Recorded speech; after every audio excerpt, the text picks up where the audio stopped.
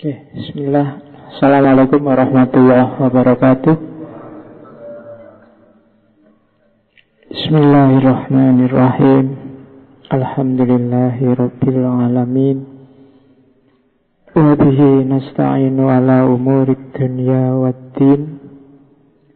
Allahumma salli wa sallim wa barik ala habibina wa syafi'ina Sayyidina wa maulana Muhammadin wa ala alihi wa ashabihi wa man tabi'ahum bi ihsanin ila yaumiddin. Amma ba'du. Bismillah, mari kita lanjutkan ngaji filsafat kita. Malam ini kita sampai pada sesi terakhir dari filsafat ketuhanan. Sebenarnya harusnya panjang, tapi kalau panjang-panjang di sini nanti saya takutnya malah bulet. Karena filsafat ketuhanan memang agak rumit. Kita ambil yang simpel-simpel dulu. Nanti kalau ada waktu kita perdalam satu-satu isu-isunya. Oke. Bismillah, relax. Jangan tegang. Ya, gelombang otaknya diturunkan sedikit. Kan ada itu di psikologi namanya gelombang otak. Mungkin yang dari fakultas psikologi pernah belajar. Ada beta, alfa, theta, terus delta. Ngerti ya? Kalau beta itu yang kalian pakai tiap hari. Waktu sadar, waktu semangat, waktu di jalan, waktu di kampus belajar, waktu debat, waktu kebingungan, waktu stres, itu pakai otak beta. Jadi beta ini cenderung jadi beban pikiran karena macam-macam numpuk semua di situ. Pokoknya kamu puyeng, kayak kamu di jalan itu loh. Konsentrasi sama motor, konsentrasi sama kiri kanan, konsentrasi jangan sampai disalip orang, konsentrasi macam-macam isi pikiranmu. Itu yang main gelombang otaknya namanya beta. Jadi kalau Indonesia tanah air beta itu makanya ngawatiri. Karena ya beta itu isinya bingung, sumpek, stres. Jadi kalau tanah airmu masih tanah air beta, ya masih stres kamu. Ya, turunkan aja gelombang otaknya jadi alfa. Kalau alfa ini biasanya pikiran yang sudah tenang, sudah fokus. Jadi sudah terbuka untuk menyelesaikan persoalan, itu alfa. Waktu belajar serius, mikir satu hal, itu alfa yang main. Waktu kamu baca buku, fokus, paham, dan di situ terus konsentrasinya, itu namanya alfa yang main. Jadi kalau nyari solusi, Indonesia jangan tanah air beta, tapi tanah air alfa. Lebih enak. Ya, cuma ini kalau bablas sedikit agak turun. Apa nak? Ya, alfa, kamu mikir ini, juga mikir itu, juga mikir laptop, mikir nulis. Makanya di kelas, kalau dosennya sedang menjelaskan, menurut saya mending kamu tidak sambil baca, sambil nulis, sambil mikir. Mesti tidak fokus. Sudahlah, dengerin aja dosenmu ngomong apa, nanti ditulis belakangan. Kalau sekedar catatan kan bisa pinjam teman-teman. Iya kan, daripada kamu capek-capek nulis, akhirnya juga pinjem. Merasa catatannya nggak lengkap. Atau disepakatilah di kelas itu salah satu jadi sekretaris. Iya kan, daripada di kelas balapan nulis, ya buat apa? Wong ya isinya bodoh. Atau urunan lah sak kelas beli rekaman kayak di ngaji ini, selesai.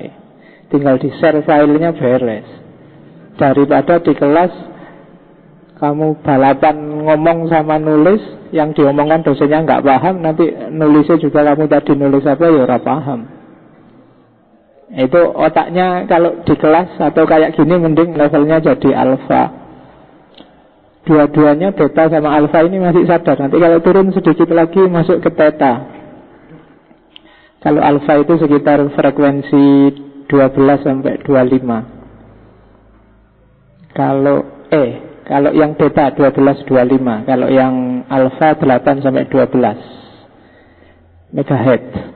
Kalau yang theta ini 4 sampai 8. Theta ini sudah mulai masuk alam ngelamun, mulai alam agak ke bawah sadar, itu theta. Jadi kamu agak ngantuk, itu theta. Begitu kamu konsentrasi serius, tidak paham-paham, mesti state-nya turun. Lama-lama ngantuk, kamu nguap terus, ngantuk pak. Nah itu berarti kamu masuk alam theta. Ngantuk terus tidur, nah kesadarannya hilang, pules, itu masuk ke gelombang paling bawah, namanya delta. Jadi tidur pules, sudah nggak mikir apa-apa, itu delta. Orang koma itu delta. Tapi kalau kamu tidurnya sambil mimpi ketemu macam-macam, itu ada di theta, gelombang otakmu. Kadang-kadang matanya masih gerak-gerak. Orang menghipnotis itu sebenarnya menurunkan gelombang otakmu sampai level theta. Jadi kamu nggak sadar, dia masuk ke bawah sadarmu. Theta ini biasanya rumusnya 0,5 sampai 4 frekuensinya. Di bawah 0,5 mati. Jadi di bawah delta nggak ada. 0 itu sudah mati, sudah nggak ada frekuensinya. Gelombangnya nggak ada. Nah, itu teori psikologi. Kok tiba-tiba nyampe sana ngomongnya. Mau sejarah Tuhan nih. Oke, silahkan diturunkan gelombangnya sampai alfa. Theta nggak apa-apa lah, asal jangan delta, kasihan takmirnya. Ya nanti pules di sini sambil ngorok segala kan nggak enak. Masa rekamannya isi orang ngorok kan nggak seru. Rekaman ngaji filsafat isinya orang ngorok. Jadi sampai theta aja. Ngantuk itu indah dan nikmat. Tapi kalau sudah tidur nggak bisa dijelaskan wong tidur. Kamu mati-matian nahan ngantuk, melek ngantuk lagi, melek ngantuk lagi, itu kan indah sekali. Yang lihat cuma yang merasakan sengsara. Karena kamu riwit-riwit. Oke, bismillah. Malam ini sengaja saya tutup dengan A History of God-nya Karen Armstrong. Bukan apa-apa, sebenarnya bukan urusan bahwa buku ini bestseller luar biasa di seluruh dunia. Cuma ada beberapa key point dari Karen Armstrong yang ingin saya ambil. Silahkan dibaca sendiri buku ini. Ini bukan resensi, cuma saya comot aja sana-sini ide-ide, frase-frase yang menurut saya penting. Jadi mahasiswa agama-agama khususnya, atau yang ingin paham tentang agama-agama, menurut saya wajib baca buku ini. Syukur-syukur Inggrisnya ada terjemahan. Saya tidak tahu sebetulnya terbitannya Mizan itu, tapi ya terjemahan ada kelemahannya sendiri untuk tidak ngomong jelek. Bukan apa-apa, terjemahan itu agak, iya, orang yang sudah punya bekal wawasan awal mungkin bisa baca terjemahan itu. Tapi yang tidak punya wawasan sama sekali agak berat. Jadi kalau kamu baca buku ini tanpa wawasan awal, ya nanti gelombang otakmu turun drastis nyampe theta mesti. Dapat 2 halaman langsung liar-liar ngantuk. Meskipun buku ini termasuk yang gaya bahasanya enak. Ya, jadi apalagi yang Inggris nyaman, tidak sangat akademis meskipun sumber-sumbernya demis.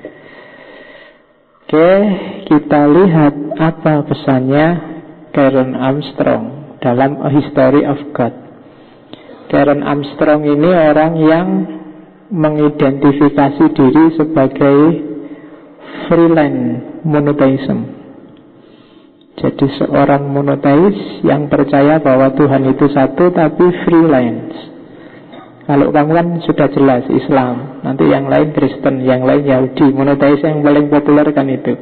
Tapi dia menganggap dirinya freelance. Freelance itu ya bebas lah sakarepe. Mau ke Islam ya Islam, mau ke Yahudi, Kristen. Sekarang punya lembaga mengembangkan, saya lupa lengkapnya, tapi intinya menuju compassion. Compassion itu cinta kasih. yang jadi basis pergaulan antar manusia. Jadi compassion itu kan level paling tinggi, di atas dua gairah mata yang lain. Ada libido, di atas libido ada love, di atas love ada compassion. Jadi kalau libido itu hanya seks, kamu lihat lawan jenis yang cakep, seneng, itu libido. Di atas itu ada love. Love itu biasanya mulai ada ketergantungan, keterikatan, keterkaitan. Tapi love ini semakin murni, dia akan jadi compassion. Compassion itu, saya tidak tahu pasnya terjemahnya apa, sering diterjemahkan jadi kasih, sayang, itu compassion. Jadi sudah tidak pamrih lagi. Kalau di Islam mungkin ada level mahabbah, ada level mawaddah, ada level rohmah. Rohmah ini compassion. Kalau mawaddah ini cinta, suka, sangat suka, suka yang mendalam. Kalau mahabbah itu suka tapi konotasinya agak jasmania. Jadi aku suka kamu karena kamu cantik. Kalau aku masih suka kamu meskipun kamu jelek, itu biasanya sudah cinta. Kalau naik level lagi, aku cinta kamu tanpa syarat apapun, aku tetap sayang kamu, tidak ada pamrih apapun, tidak ada keinginan apapun, itu compassion. Kalau love itu aku cinta kamu meskipun kamu jelek, asal kamu juga cinta aku, tidak masalah, itu love. Tapi kalau compassion itu tidak ada syarat apa-apa, kamu nggak senang padaku juga tidak apa-apa, aku tetap sayang padamu. Misalnya Nabi pada umatnya, itu kan compassion.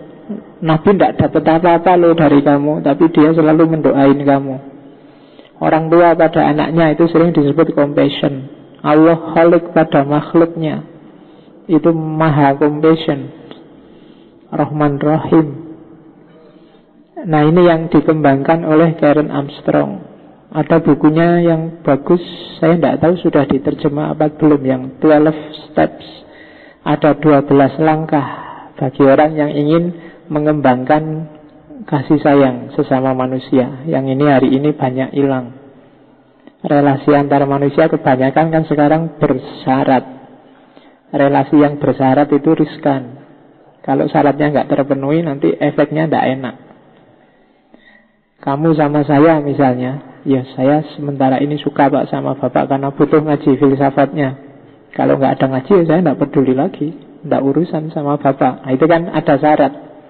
Kamu sama teman juga gitu kan, asal kamu nggak nyenggol aku, ayo. Tapi kalau nyenggol aku, hati-hati. Nah, itu ada syaratnya. Tapi compassion tanpa syarat, itu yang dikembangkan oleh Karen Armstrong. Dia mulai jadi idola. Masa mudanya sebenarnya dia seorang calon biarawati Kristen jelas. Sempat kuliah di Oxford. Jadi biarawati gagal karena kuliah di Oxford itu dapat wawasan banyak tentang religiositas, rasionalitas.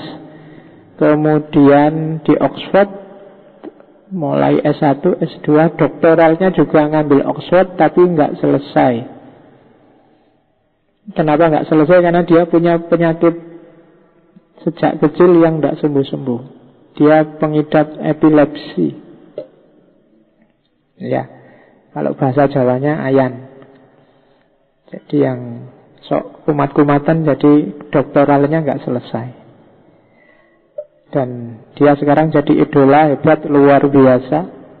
Padahal dia punya epilepsi. Harusnya kalian malu yang sehat-sehat. Orang sakit ayan aja bisa sedahsyat ini karyanya. Oke, bismillah ya, kita gali. Judulnya A Historic God. The 4000 bahasa Inggrisnya apa? 4000. Alhamdulillah masih ngerti. Kayak nera ngerti, wong ini bahasa Inggris, kamu sering alergi tuh kalau bahasa Inggris itu. Kalau kalian download History of God yang versi Indonesia itu hanya sampai bab ke-6. Kalau nggak percaya cari sendiri. babnya ada 11. Jadi 5 bab terakhir nggak masuk. Padahal itu yang penting-penting. Termasuk Tuhannya para filosof ada di bab, saya lupa, filosof reformis itu sekitar 6-7. Kalau yang Inggrisnya full, bisa di-download secara gratis. Buku ini terbitnya sekitar tahun 2003-an. Oke, kita lihat ada apa dengan Karen Armstrong dan History of God. Masa mudanya cantik, cuma yang di internet banyak gambarnya waktu tua. Kalau sudah tua ya enggak seru dilihat. Kamu lihat gambar mudanya aja.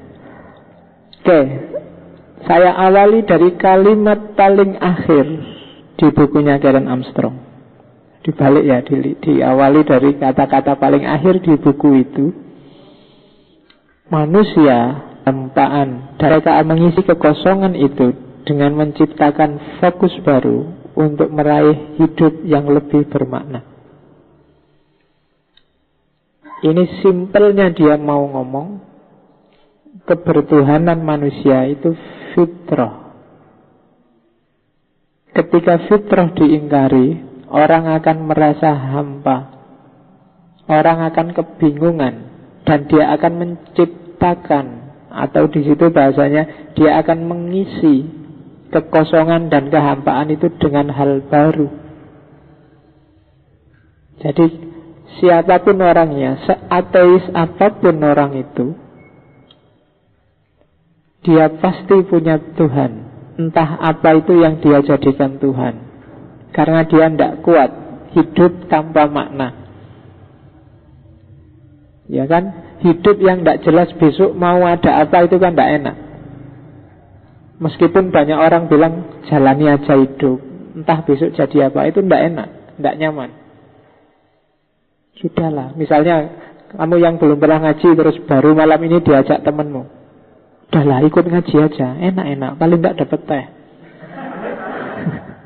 Misalnya saya ngajak gitu, kamu nggak ngerti apa-apa di sana, ya dapat teh, jangan-jangan di sana ngantuk, jangan-jangan di sana, kamu nggak jelas, nggak terbayang di sini mau apa, itu kan nggak enak.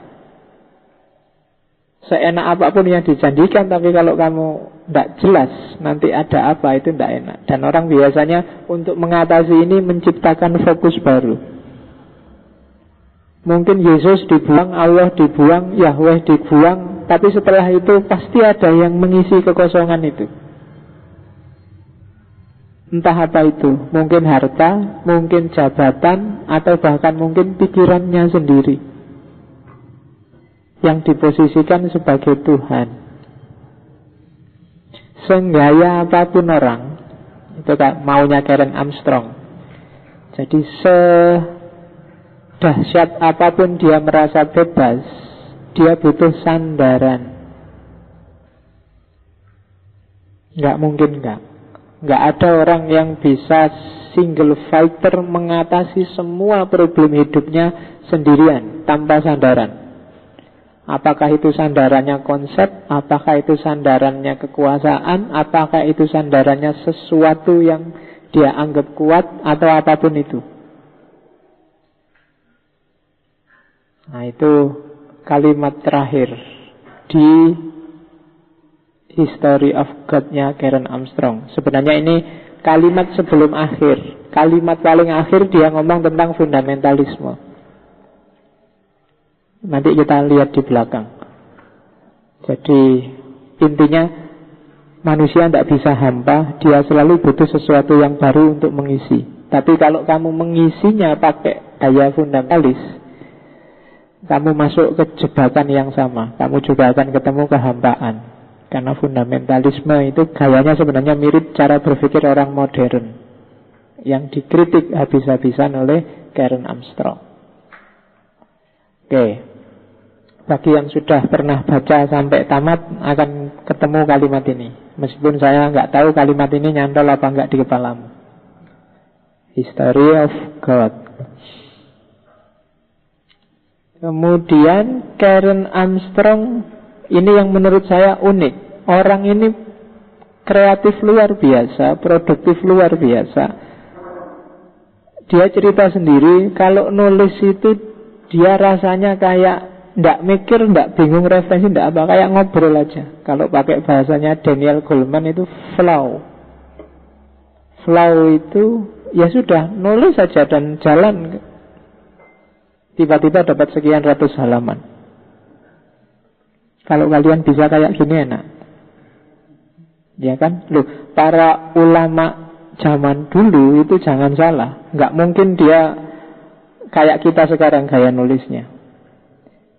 Imam Ghazali itu nulis buku-bukunya ketika dia umur 40 tahun. Setelah dia uzlah di masjid di Syam itu. Dan Imam Ghazali meninggal umur 54. 40 tahun sampai 54 itu hanya 14 tahun dia nulis. Dan coba lihat karyanya 300-an lebih, termasuk yang tebal-tebal, Ihya Ulumuddin atau Al-Mustasfa yang usul fikih itu 14 tahun nulis. Jangan-jangan dibayangkan zaman itu ada laptop yang bisa di copy paste sak senenge. Ya kan? Loh, itu 300 kitab loh ya, sak risalah-risalah yang kecil-kecil, termasuk yang tebal-tebal luar biasa. Itu gimana nulisnya? Mungkin kamu bilang, mungkin gak punya istri Pak. Loh, dia punya istri, punya anak. Meskipun saat itu ya sedang uzlah menghindari istri dan anaknya. Ya kan? Apalagi Imam Jalaluddin As-Suyuti yang nulis Al-Itqan, Asbah wa Nadzair. Oh, itu jumlah karyanya. Kalau ini tidak nikah. Dia umurnya lebih pendek daripada Ghazali, selisih setahun, 53. Tapi sama, memulai nulis karya pertamanya ditulis waktu dia umur 40 tahun. Dan jumlah karyanya hampir 2 kali lipat tulisannya Ghazali, sekitar 600-an judul kitab di semua bidang kajian Islam. Bayangkan 13 tahun nulis 600 kitab. Itu ndak sempet nongkrong, ndak sempet ngobrol, itu makannya gimana, ya kan? Kapan Facebookan, Twitteran? Zaman itu untungnya nggak ada. Nulisnya kan pakai tinta, pakai pena itu kan zaman dulu. Itu bisa sampai 600-an judul. Itu kalau ndak dahsyat nggak bisa itu. Nulisnya pakai mesti metode modelnya ilhamiyah, intuitif, instinktif. Kalau bahasa sunninya mungkin ada semacam ilmu laduni, Allah yang nuntun. Kalau katanya Asy-Sya'rani itu di Tabaqat itu, Jalaluddin As-Suyuti itu kalau sedang buntu dia ditemui oleh Nabi Muhammad. Kalau di kitab di catatannya Sya'rani sekitar 75 kali diskusi sama Nabi Muhammad langsung. Ya, dan kamu akan opo ya tenan Pak, ya sakarepmu. Buktinya dia bisa nulis 600 judul kitab. Itu aja bukti konkret. Dan manusia pasti yang bisa kayak gitu. Tinggal kamu kalikan, tinggal kamu bagi. Sehari nulis, seminggu bisa menghasilkan berapa kitab. Ada yang sangat mudah lagi, yang nulis Majmu' syarahnya Muhadzab itu. Majmu' syarah Muhadzab. Iya, Nawawi. Imam Nawawi itu meninggalnya umur 30 tahun. Tapi dia punya banyak karya, termasuk Al-Adhkar, Riyadhus Shalihin. Yang paling berat memang yang Majmu' itu. Majmu' itu sekitar 23 jilid. Cuma Imam Nawawi nggak bisa menyelesaikan full. Dia nulisnya cuma juz 1 sampai juz 9, mulai Toharoh sampai mungkin sekitar bab haji. Tapi dari sisi umurnya hanya 30 tahun loh. Anggap aja balik atau mulai pinter ilmunya umur 20-an lah. Berarti dia hanya punya waktu 10 tahun. Tapi lihat karyanya. Kapan dia sempat mikir, sempat nulis? Ya, Imam Nawawi juga tidak nikah sih sebenarnya. Jadi jomblo tapi kreatif. Loh, ya kan? Termasuk Imam Suyuti. Kalau kamu kan jomblo, isone mau nggo status ning Facebook. Bikin karya dong, biar ada alasannya. Kok kamu jomblo, ya berkarya no, produktif kok.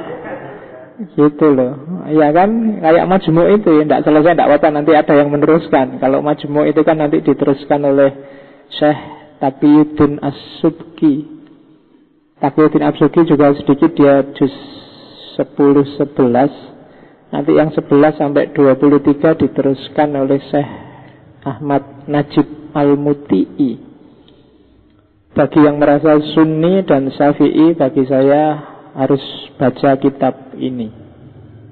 Karena kitab Syafi'iyah yang paling representatif untuk Indonesia itu kan Syafi'i yang Nawawi.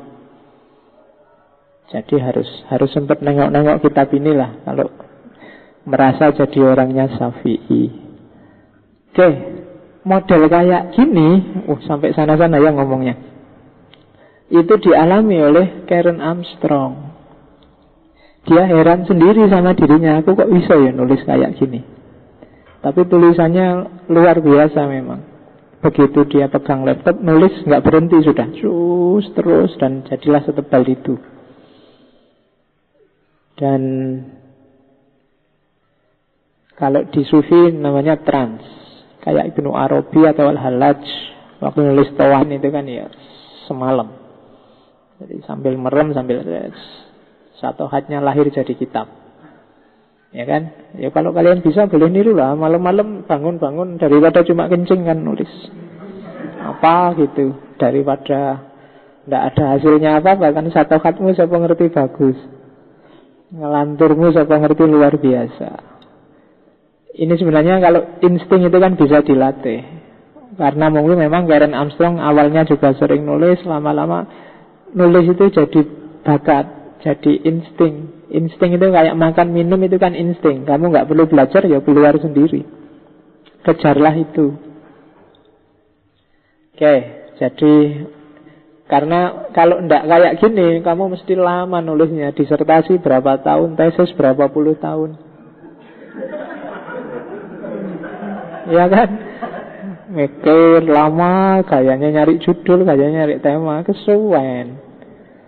Begitu ngadep laptop, gimana ya mulainya, kalimatnya apa terus. Ya kan? Nggak jadi. Terus keluar ngerokok dulu, ngopi dulu. Habis itu WA-an, habis itu besok aja ndak apa-apa, belum datelin aja tuh kan gitu. Dan nggak selesai-selesai akhirnya. Ya kan? Kuncinya nulis itu satu, nggak perlu mikir pengen nulis apa. Diawali bagaimana, yang bagus bagaimana, nggak akan jadi, nulis saja. Apa sih idemu? Tulis saja apa adanya. Urusan mempertebal, memperkaya gampang. Kamu tinggal nyari buku, referensi kemana-mana ada. Nulis saja dulu idemu apa.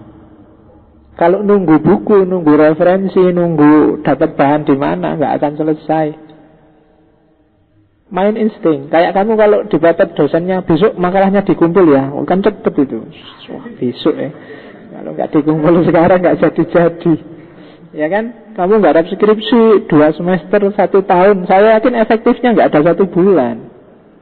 Begitu kepepet deadline kan kamu terus mati-matian. Lah ngapain nggak mati-matian sejak kemarin? Mati-matiannya kalau sudah kepepet. Jadi bikin situasi kepepet terus kalau gitu. Jadi anggap aja kamu sedang dipepet, atau nyarilah orang yang mau mepet kamu, biar kamu cepat selesai skripsi, tesis, disertasinya. Tapi ya kayak Karen Armstrong, begitu kamu lanyah, terlatih nulis, akan cepat. Itu keluarnya insting sudah, jalan. Novelis-novelis besar itu kan terus berkarya. Lama-lama kamu punya gaya, punya style. Nggak harus capek, tulisan jadi. Coba aja. Instinktif. Jadi percuma kamu latihan jurnalistik 2, 3, 4 kali, nggak pernah nulis aja kok, buat apa. Jadi daripada gitu mending nggak usah latihan, tapi nulis terus. Nggak ada jeleknya, lama-lama kualitasnya bagus sendiri. Mungkin pertama nulis, temenmu aja nggak paham nulis apa. Kamu sendiri baca, habis itu ya aku mau nulis apa ya, ora paham, serapopo. Lama-lama kamu pasti bisa. Dan itu yang dilakukan Karen Armstrong di History of God. Nah, itu tadi proses nulisnya. Gaya bahasa yang dia pakai itu saya menyebutnya psikoteologis. Teologi itu sebenarnya kajian agama-agama yang rasional, cuma dia mendekatinya secara empatik. Itu yang bikin banyak orang salah paham. Dianggapnya di History of God inilah Karen Armstrong bela agama Islam. Iya sih, ketika ngomong Islam ya dia sangat pro-Islam. Sama dengan ketika dia ngomong Buddha, ngomong Yahudi, ngomong Kristen. Ya nggak usah terlalu seneng, karena memang dia pendekatannya empatik. Agama apapun dia rasakan sebagai seorang insider. Dia rasakan sebagai seorang muslim. Empati itu kan masuk ke dunia yang dibaca. Kalau kamu punya teman kesusahan kan, aku turut berempati. Berarti apa? Turut merasakan seperti yang kamu rasakan.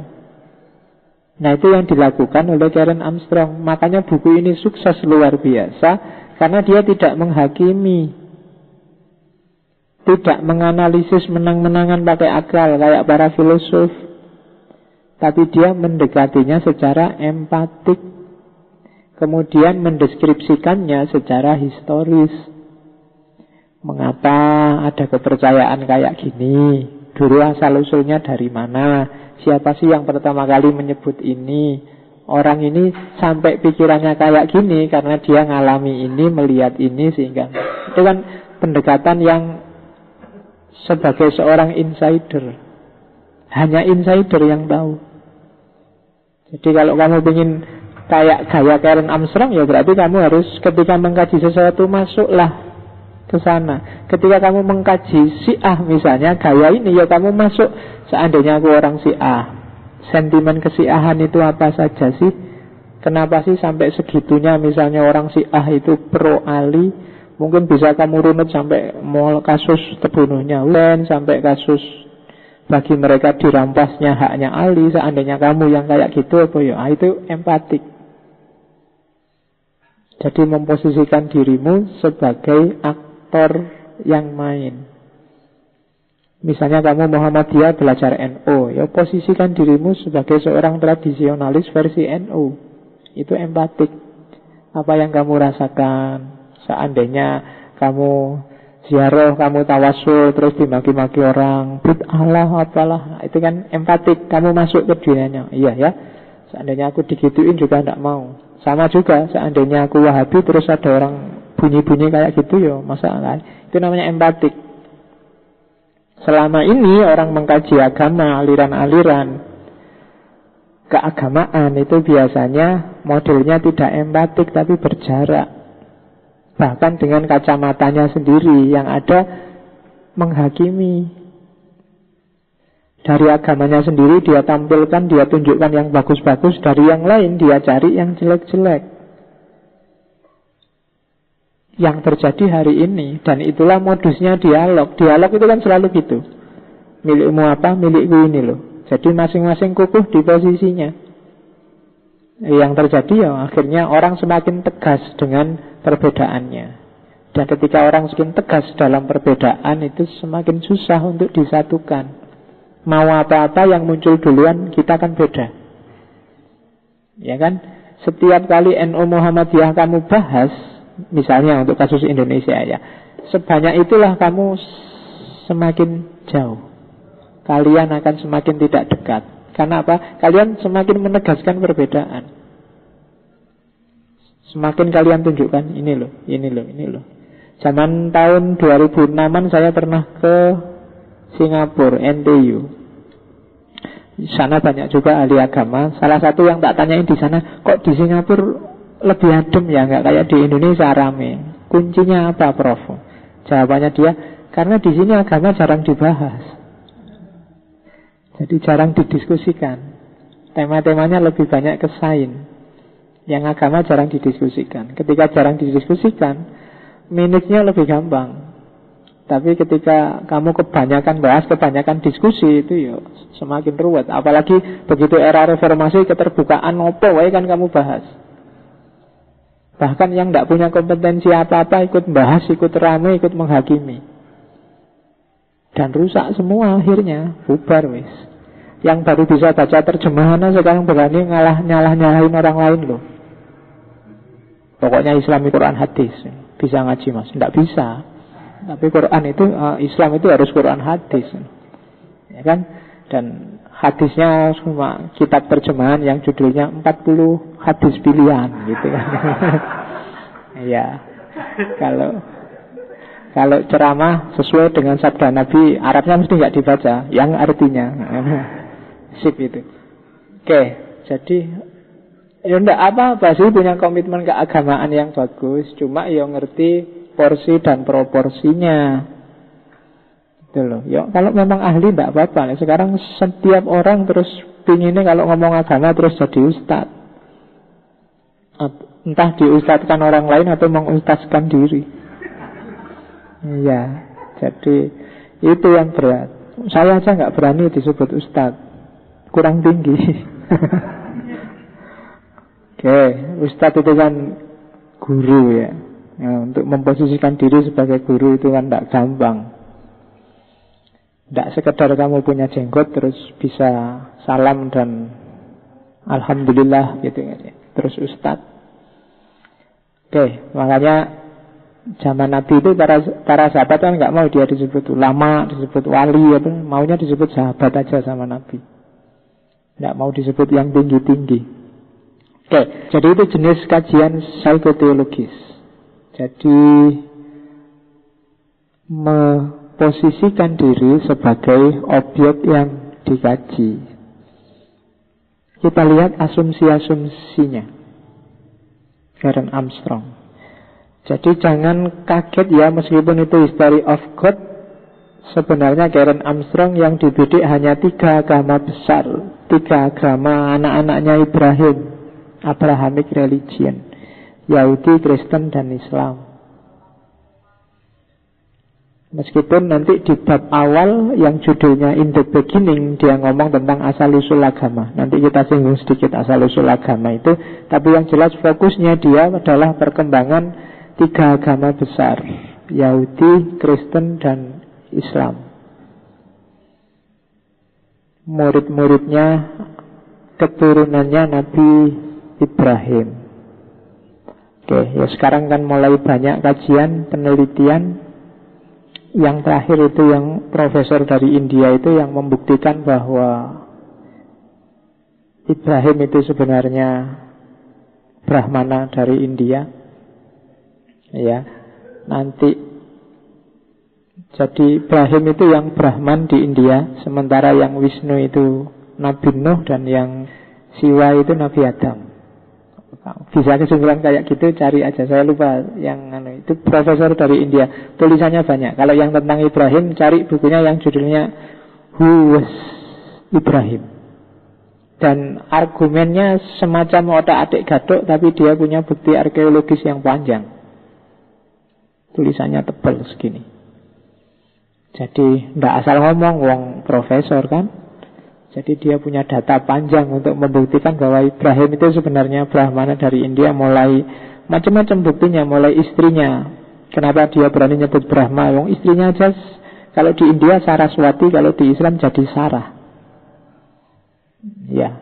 Terus kalau banyak sekali yang ternyata pintar juga. Seandainya itu otak-atik gadok, alangkah dahsyatnya dia menggadokkan semua data tentang Ibrahim yang klop dengan yang ada di India, termasuk bentuk kata dan ritual-ritual seperti tawaf sa'i dibandingkan dengan ritualnya Hindu. Oke, ya cuma kalau merasa imannya belum kuat, tidak usah dibaca banyak-banyak. Ya, kamu Islam satu aja belum paham-paham, pontang-panting belajar agama lain. Ya, tapi mulai banyak kajian kayak gitu. Dan termasuk kenapa dia bilang Wisnu itu Nuh. Wah, argumennya juga banyak. Menarik, baca itu tidak bosan karena ada data baru. Dia bilang Siwa itu ternyata Adam. Dan pintar dia menggadukkan ayat sama data yang dari India, terus kemiripan nama-nama bahasa itu. Oke, Meskipun ada versi lain juga, buku juga yang membongkar secara genealogis bahwa ternyata Krishna itu muridnya Nabi Musa. Kaget kan kamu, itu hubungannya apa Krishna sama Nabi Musa? Tapi ada rentetannya, dia bisa menjelaskan. Iya. Cuma jangan dibikin tesis atau disertasi, kamu belum nyampe hubungannya Krishna sama. Dan kayak di kemarin saya lupa pertemuan keberapa saya tunjukkan genealogis mistiknya orang-orang Bahai itu. Dia bisa menunjukkan mulai dari Nabi Adam, Hermes sampai ke bawah, sampai Surawardi, sampai Mulasadra, rentetan sanatnya. Dan itu bisa. Oke, termasuk yang dikembangkan oleh Karen Armstrong adalah sejenis, kalau pakai bahasa Hussein Nasr, Saintia Sakra, sejenis perennialisme. Beberapa minggu yang lalu sini kan kuliah tentang, ngaji tentang perennialisme itu. Itu hikmah abadi yang sampai era kapanpun dan dimanapun tetap akan disetujui oleh manusia yang waras. Karena memang inilah yang dititipkan oleh Allah pada Nabi Adam dulu. Wa 'allama Adamal asma'a kullaha. Jadi bibit-bibit pengetahuan untuk bekalnya manusia jadi khalifah di muka bumi. Yang itu diwariskan turun-temurun, guru murid, ada yang bapak anak. Mulai Nabi Adam sampai terakhir tradisi spiritual belakangan yang disebut New Age. Oh, itu menarik kalau bahas itu. Nanti di antara tokohnya kamu bisa ketemu para filosof besar, termasuk beberapa filosof modern yang dari barat. Oke, itu pancingan aja biar kamu semangat belajar filsafatnya. Ternyata filsafat itu tidak sekedar ngomong yang rasional dan material. Banyak sisi-sisi yang bisa kita ungkap. Semakin luas wawasanmu, kamu akan semakin sadar bahwa ternyata masih sangat banyak loh yang harus saya ketahui. Imam Suyuti nulis 600 kitab, Imam Ghazali nulis 600 kitab. Itu kalau dijajar sama kalian kan gak ada apa-apanya, sama sekali, apalagi saya. Jadi sama sekali tidak ada tempat bagi kita, siapapun orangnya, apalagi di Indonesia, untuk sombong, merasa diri besar di level apapun. Apalagi kita yang di masjid ini usrai neng opo-opo belas. Jadi tidak usah gaya, tidak usah sombong, tapi tetap kita bergerak sedikit demi sedikit. Ambillah semua yang semakin mendekatkanmu pada Allah. Itu pasti Saintia Sakra, pasti hikmah abadi. Ambil aja. Yang semakin bikin kamu sedikit demi sedikit semakin dekat sama Allah, bahkan dari pengajian yang anti Tuhan, kayak filsafat belakangan ini. Jadi ngajinya ngaji anti Tuhan, ngaji ateisme, agnostisisme, tapi kan dari situ kamu bisa ngambil hikmah yang semakin sadar kelemahanmu, yang bikin, oh ya ternyata aku itu tidak ada apa-apanya, akalku sangat terbatas. Itu kan berarti semakin dekat, semakin kamu jaraknya semakin pendek sama Allah. Karena kalau kamu mendekat selangkah, Allah mendekatnya 2-3 langkah. Nah, ngaji ini sebenarnya visinya ke sana. Dari jalur apapun kita tempuh untuk semakin dekat sama Allah. Oke, asumsinya Armstrong yang pertama, setiap kepercayaan, setiap teologi itu berarti pemahaman manusia tentang Tuhan. Itu sifatnya historis. Jadi sifatnya berubah-ubah dan dinamis. Tidak ada agama itu yang utuh ketika berhadapan dengan waktu. Apapun agamanya, termasuk Islam. Kalau kamu bilang, Pak, Islam itu asli loh Pak, sejati loh Pak, ya pertanyaannya gampang, Islam sing ndi? Islam yang mana? Islamnya Arab, Islamnya Indonesia. Kalau Islamnya Indonesia, Indonesia yang mana? Yang NU, yang Muhammadiyah, yang Persis? NU. Kalau NU yang mana? NU yang saya tagih apa Salahuddin Wahid? Nah, iya kan? Lu panjang dan jangan gelisah dengan itu. Itu natural kok. Memang manusia itu seperti itu. Berhadapan dengan ruang dan waktu yang dinamis, bahkan pikirannya sendiri, pemahamannya sendiri juga dinamis. Bandingkan Allah zaman kamu kecil di pikiranmu dengan Allah yang sekarang ada di pikiranmu. Dulu zaman kamu kecil kan seolah-olah hati-hati loh ya, besok masuk neraka. Kalau nggak sholat dipentungi di neraka. Kalau lupa dikit kan serba mungkin ngeri. Allah yang, kalau bahasanya Karen Armstrong, Allah yang agak tiran, Tuhan yang tiran. Isinya siap-siap nyiksa kamu. Dari atas dia lihat ke bawah, ayo sholat apa enggak, ayo, kan gitu bayanganmu. Ya kan? Sekarang sudah mulai pinter. Nah, Tuhannya juga mulai pinter, mulai nyantai. Tenang aja, dosa kecil pak, tobat besok, santai aja kan gitu. Ya kan? Mulai pinter. Allahnya juga mulai ikut-ikutan pinter. Tenang aja pak, Gusti Allah enggak dosa pak. Kan banyak sekarang bikin status kayak gitu kan. Gusti Allah enggak sendoso itu pak. Santai aja lah, jangan kaku-kaku. Ngapain sih? Jadi Armstrong mau ngomong, konsep Tuhan di kepalamu itu sebenarnya berkembang sesuai dinamika hidupmu sendiri. Dan itu tidak salah, memang kayak gitu fitrahnya manusia. Allah sendiri yang bikin kayak gitu. Makanya tadi kalau kamu bilang Islam, ya Islam yang di, Kristen pun Kristen yang mana, Buddha aja yang agama kamu anggap agama kasih sayang juga pecah, tidak karu-karuan. Bahkan sampai melakukan pembantaian kayak di Burma. Jadi asumsi pertamanya itu ketika dia nyusun buku History of God. Dan seperti analisisnya Ibnu Khaldun, konsep apapun, sebagus apapun konsep itu, pada gilirannya dia akan dianggap tidak relevan, terus ditentang, terus muncul anomali-anomali, terus ganti yang baru. Dan itu fitrah sudah. Mbok kamu mati-matian mau khitoh, mau ADART, mau apa, realitas itu dinamis.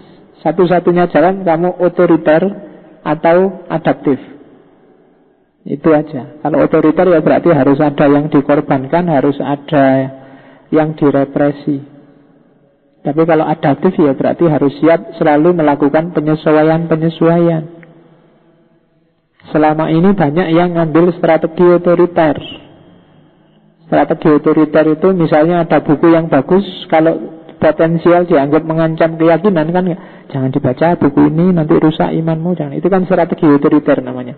Jangan ngomong sama orang ini, nanti kamu dikafirkan. Jangan ngomong, itu namanya strategi otoriter. Untuk menutup-nutupi ideologi yang sudah nggak relevan. Kalau kamu merasa ideologi ini relevan, silahkan siapa saja ngomong, silahkan baca buku apa aja. Kalau milik kita memang benar, dia akan bertahan. Kayak katanya Hegel itu loh, sejarah akan bergerak secara dialektis ke arah yang lebih rasional. Yang tidak rasional mungkin bisa bertahan, tapi dia tidak akan lama. Cara mempertahankannya ya pakai gaya otoriter tadi. Tapi yang dianggap benar pada gilirannya juga akan berubah. Kamu misalnya, saya bebas loh Pak mikirnya karya sendiri, tapi ya sekarang benar, besok dia bisa berubah. Dan itu manusiawi, katanya Karen Armstrong. Tidak ada kalau kamu jeli yang murni, termasuk yang apa wis, yang harafiah, salafiyah, wahabiyah. Bandingkan salafiyah tahun berapa dengan tahun berapa. Ya kan? Dulu salafiyah diimpor dengan riang gembira oleh teman-teman NU, bikin banyak pondok pesantren Syafi'i Salafi, kan selalu begitu. Sekarang Salafi konotasinya berubah sudah. Tidak mau lagi orang NU pakai Salafi, dianggap Salafi yang pakai jenggot dan celana cingkrang itu kan, konotasinya ganti. Kalau dulu istilah Salafi itu konotasinya puritan, tradisional, sekarang konotasinya keras.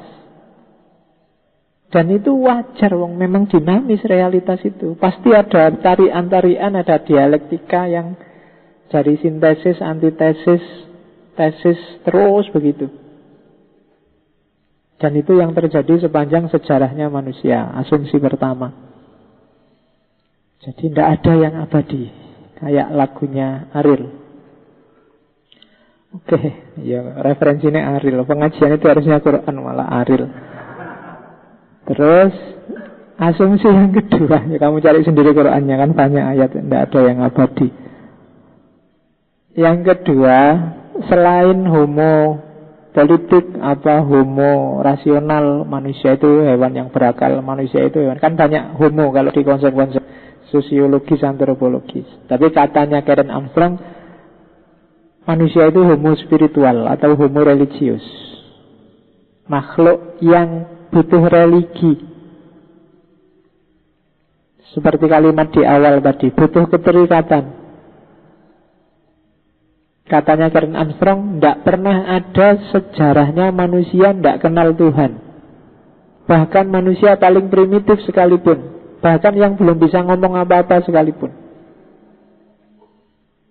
Ya zaman dulu Tuhan disebut mungkin dewa-dewa lah, belum Tuhan. Sebenarnya maksudnya sama saja. Dewa itu ya maksudnya ya Tuhan itu. Cuma kalau di Indonesia dewa itu kan konotasinya yang politeis itu. Tapi itu juga konotasi belakangan. Zaman dulu Tuhan disebut dewa biasa aja. Kalau kalian pernah lihat prasasti, namanya prasasti Terengganu, itu menyebutnya bukan Tuhan atau Allah, tapi Dewata Mulia Raya. Luar biasa. Kayak orang Jawa menyebut Gusti Kang Murbeng Dumadi. Jadi nggak harus dewa. Kalau Tuhan itu kan bahasa Melayu, bentuk semacam diminutif penyimpangan dari kata-kata tuan. Tuan itu kan pemilik, majikan. Terus diubah, sebenarnya awalnya sama dulu, tapi terus biar yang satu konotasinya manusia, yang satu konotasinya ilahi. Nah, yang ilahi ini jadilah istilah Tuhan. Dan tidak usah gengsi, yang bikin kalimat dari Tuhan jadi Tuhan itu tradisi terjemahan Bible awal, sekitar tahun 1700-an. Jadi itu yang pakai kalimat Tuhan. Meskipun sekarang jadi kalimat universal. Kalau di Indonesia siapapun boleh pakai Tuhan. Kalau di Indonesia Allah pun siapapun juga boleh pakai Allah. Kalau di Malaysia Allahnya dilarang. Untuk orang Kristen hanya untuk orang Islam. Oke, itu dinamika istilah-istilah. Allah nanti dari bahasa apa dari bahasa yang artinya al-ilah, apa dari bahasa, nanti ada yang bilang itu seratan dari Yunani, ada yang bilang macam-macam. Ahli bahasa silakan mengkaji kalau tertarik. Secara etimologis, kenapa pakai Allah, kenapa pakai Tuhan. Dan jauh sebelum Islam Allah sudah dikenal juga. Jadi Islam bukan yang pertama pakai istilah Allah untuk Tuhan. Kalau di Quran kan disebut orang-orang musyrikin Arab itu menyebut Allah itu Tuhan yang paling tinggi. Jadi di bawah Allah ada Tuhan lagi kecil-kecil, tapi Allah Tuhan yang paling tinggi. Dan itu Al-Quran dimarahi oleh Al-Quran karena Allah kayak gitu. Dan jangan salah, kenapa kok masuk Al-Quran, itu sebenarnya Al-Quran juga wanti-wanti kita. Jangan sampai kita beriman pada Allah tapi kita punya banyak Tuhan kecil yang lain. Kalau posisinya kayak gitu, kita tidak ada bedanya sama musyrikin Arab. Yo, kita percaya sih Allah itu nomor satu, tapi ada Tuhan yang kecil-kecil. Ada Tuhan yang namanya pacar, ada Tuhan yang namanya harta, ada Tuhan yang namanya IPK, ada Tuhan yang namanya ijazah, ada Tuhan yang namanya skripsi, tesis. Itu kan Tuhan kecilnya banyak. Kamu mengabdikan dirimu ke sana. Nah, itu sudah disindirkan oleh Al-Quran. Kalau bahasa antropologi agamanya, Allah yang high God, Allah yang Tuhan tertinggi. Dan di bawah Tuhan tertinggi banyak Tuhan-Tuhan kecil. Maka jangan diidolakan apapun selain Allah. Jadi jangan suka milih Indonesian Idol apa dangdut idol, karena yang boleh jadi idol satu-satunya hanya Allah. Loh, idol itu kan bahasa Inggris artinya berhala. Indonesian Idol berarti berhala Indonesia. Jadi dangdut idol ya berhalanya dangdut, dan kamu dengan sukarela kehilangan uang banyak demi berhalamu yang namanya idol. Apapun itu idolnya. Itu kalau di Quran disindir kan, masa selain Allah kamu percaya juga Tuhan-Tuhan yang kecil, itu berarti Allah nggak nomor satu. Itu musyrik. Jangan salah, Saya lupa filosof yang bilang bahwa Tuhannya monoteis itu Tuhan yang paling pencemburu. Dia tidak mau diduakan dengan apapun, harus satu dan satu-satunya. Oke, nah jadi asumsi pertama, manusia makhluk spiritual. Begitu manusia melek jadi manusia, saat itu juga dia punya Tuhan. Yang di Karen Armstrong momennya sama dengan manusia yang punya gairah estetik kayak seni. Begitu manusia melek, manusia sudah bermain dengan seni untuk menaklukkan alam. Oke, terus kenapa agama dibandingkan sama seni? Karena dua-duanya mengandung makna. Karena hidup itu tidak hanya yang kelihatan, tapi makna yang dibalik yang kelihatan jauh lebih penting. Teh ini gak sekedar teh, gak sekedar air, tapi maknanya yang kelihatan.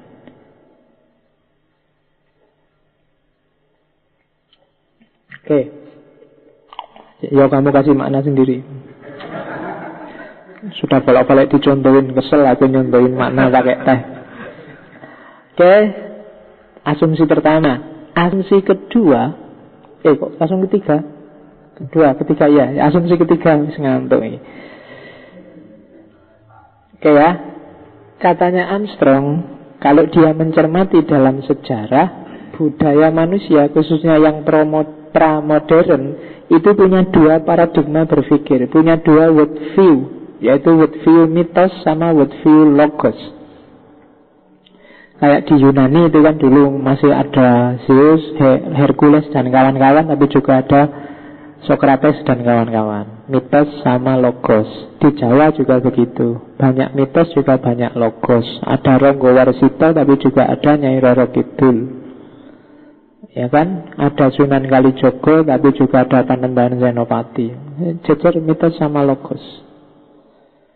Untuk budaya-budaya pra-modern. Dan katanya Karen Armstrong, yang kayak gini yang kondusif. Karena orang tidak cuma butuh sains, tapi juga butuh makna hidup. Yang makna hidup itu tidak bisa kalau hanya diperoleh dari akal. Dan disitulah mitos-mitos bermain. Mitoslah yang mengerangkai konteks makna hidup.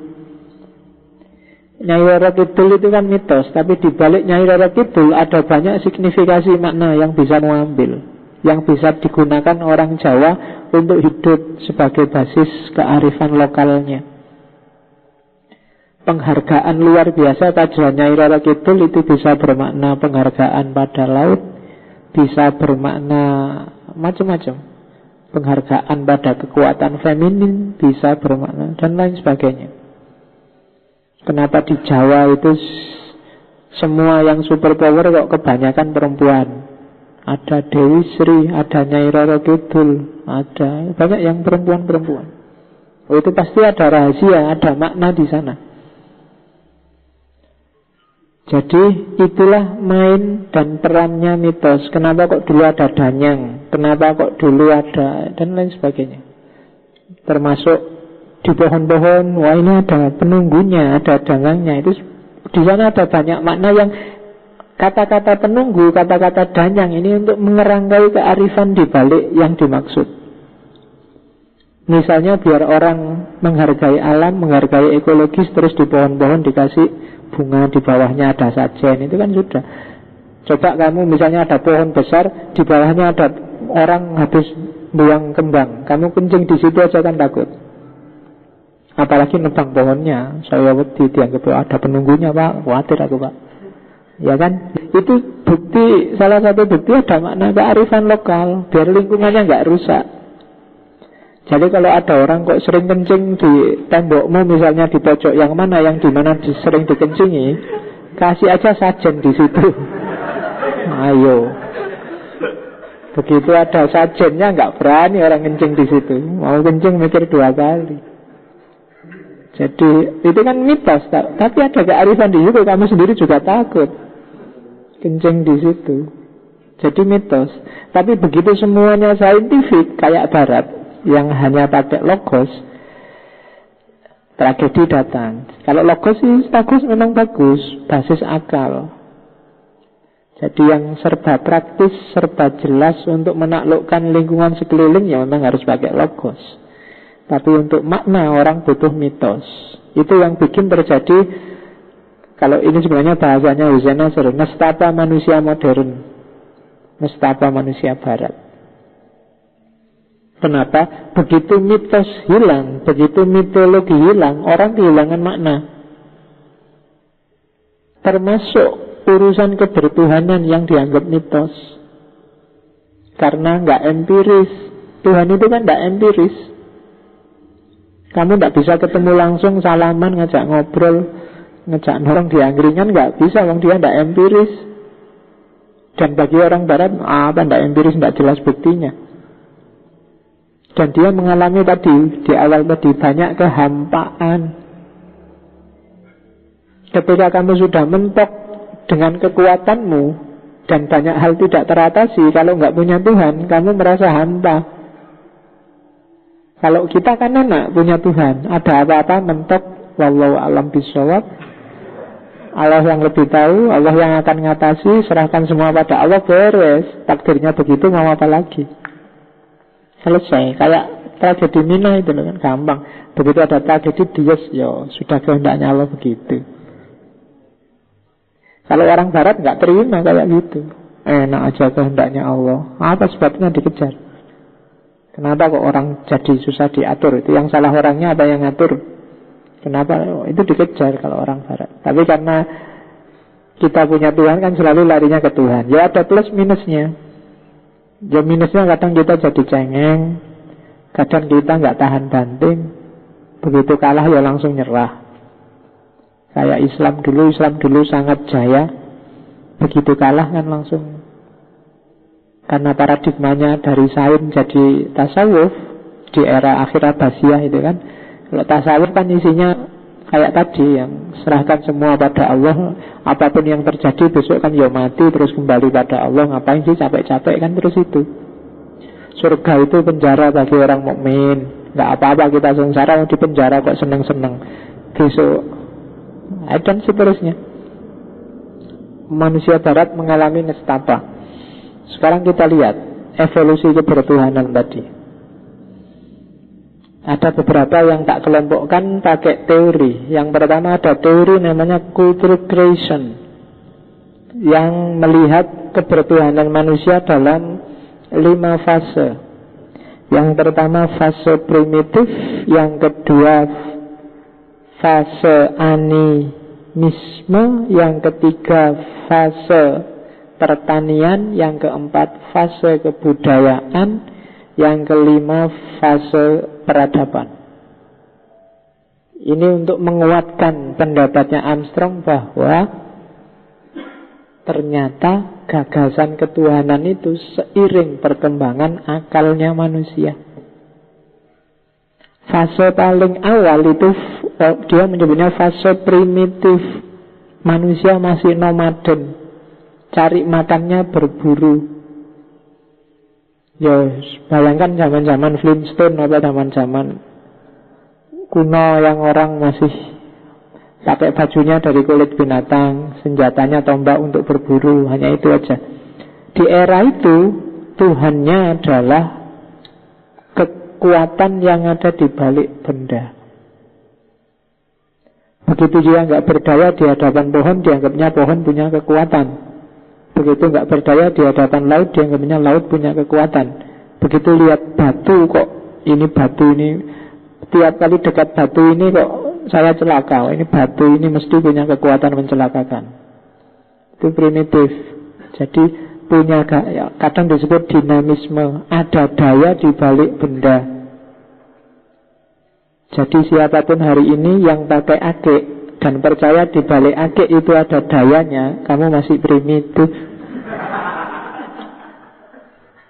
Nah ya kan, dinamisme. Jadi percaya kalau ini ada dayanya. Setiap kali pakai ini Pak, saya semakin cakep, semua orang gitu. Iya, itu berarti cara berpikirmu masih primitif. Manusia yang masih nomaden, yang belum pakai baju. Jadi percaya pada kekuatan benda-benda. Jadi ternyata hari ini kita sedang balik lagi ke zaman primitif. Oke.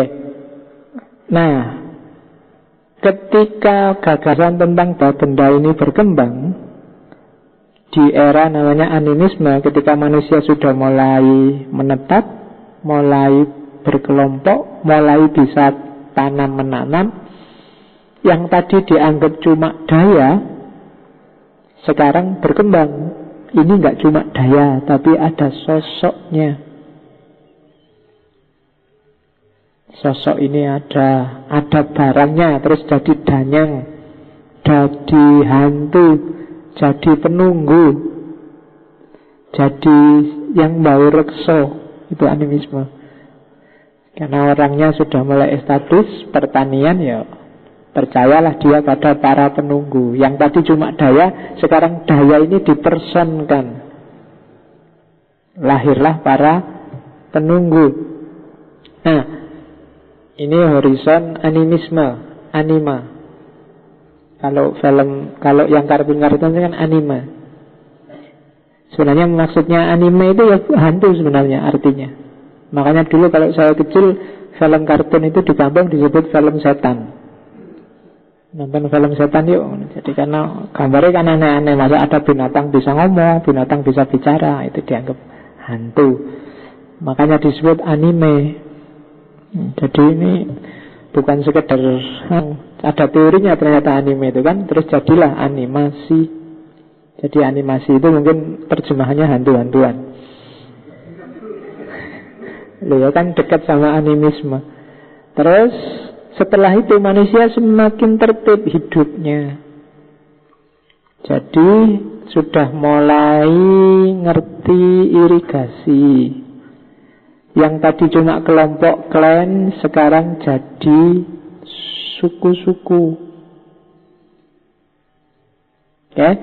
Nah, tadi kepercayaan pada hantu tadi berubah. Kalau tadi dianggap hantu ya ada sosoknya, sekarang naik levelnya. Bukan lagi hantu, tapi ini dewa loh. Di era pertanian. Jadi ada di balik pohon ya ada dewa pohon, di balik laut ya ada dewa laut, di bawah tanah ada dewa bumi, di atas langit ada dewa langit, dan seterusnya. Jadi roh-roh tadi sekarang jadi dewa. Nah, nanti naik kelas lagi, manusia semakin pintar, semakin canggih. Muncul kebudayaan-kebudayaan besar, Yunani, Babilonia, Romawi. Mulai muncul pemerintahan, sistem pemerintahan.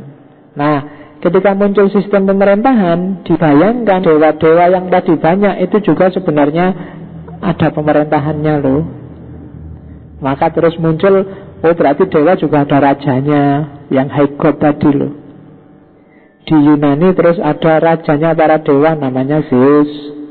Di Mesir terus ada rajanya para dewa namanya dewa matahari, dewa Ra, dan seterusnya. Kayak kita di Merapi itu ada kerajaan makhluk halus, rajanya namanya siapa, patihnya namanya siapa, anak buahnya namanya siapa. Gagasan kayak gini munculnya seiring orang Jawa sendiri yang mengenal pemerintahan. Terus dibayangkan dewa-dewa juga ada pemerintahannya. Ada yang bagian panglima, ada yang bagian patih, ada yang bagian kan itu. Nyai Roro Kidul itu ratunya. Kalau Nyai Blorong itu panglimanya, senopatinya. Kalau Nyai siapa itu, dan seterusnya. Itu gagasan ini muncul ketika ya orang Jawa sendiri punya struktur ngerti pemerintahan. Kalau mereka nggak kenal pemerintahan kayak di era klasik, nggak sempat membayangkan dewa-dewa. Nah, lama-lama dari sistem pemerintahan ini kan ada yang paling tinggi, rajanya. Lama-lama kultus pada raja ini semakin besar sampai akhirnya yang lain kalah semua. Lahirlah yang namanya monoteis. Percaya bahwa sebenarnya yang sejatinya penguasa itu ya cuma satu. Tidak ada yang lain. Nah itu monoteis.